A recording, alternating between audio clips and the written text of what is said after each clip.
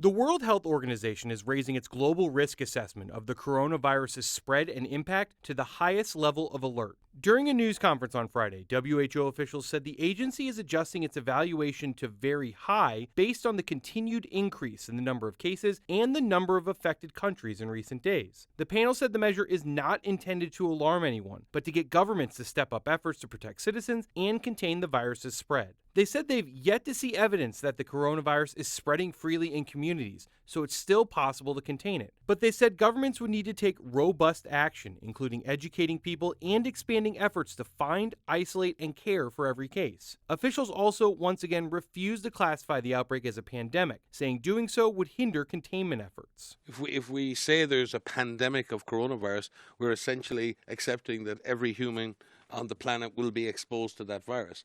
The data does not support that as yet.